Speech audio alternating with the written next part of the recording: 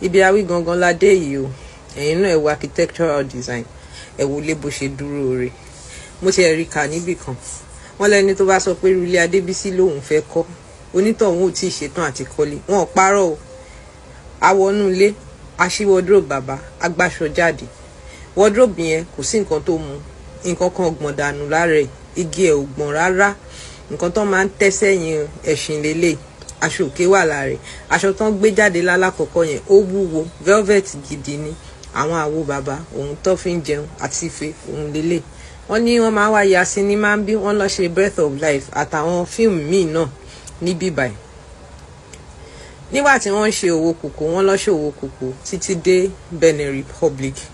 Ìgbà tó yá wọ́n sọ fáwọn ẹ̀gbọ́n wọn wípé kí wọ́n má ṣiṣẹ́ kankan mọ́, àwọn máa fún wọn ní gbogbo nǹkan tí wọ́n bá fẹ́.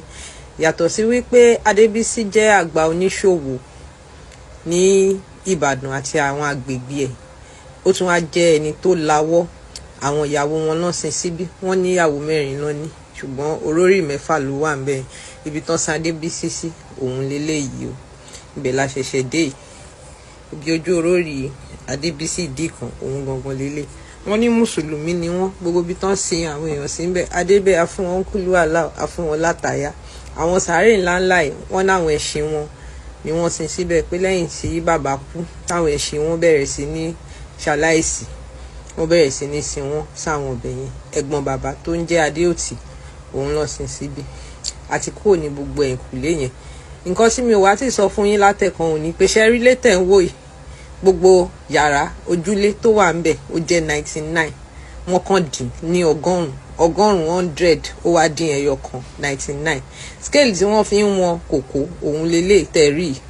Wọ́n bá wa kó aṣọ àti àwọn pàǹtí táwọn èèyàn kó sórí ẹ̀ kó ká tó rí ìyá ni. Dressing mirror òun lélẹ̀. Nǹkan tí mo kàn rí nípa gbogbo bíbáyé òun ni wípé ìtàn wa kò yẹ kí wọ́n jẹ́ kó parẹ́ o. Àgàgà ìpínlẹ̀ Ọ̀yọ́ ó yẹ kí wọ́n wá nǹkan ṣe sí bíbá. Tourist attraction gidi níbí tó yẹ kí wọ́n máa gbowó gidi láti jẹ́ káwọn èèyàn máa wá láti máa wá wò. Èmi ti débẹ̀ lénìí o, mo mójú mi tó.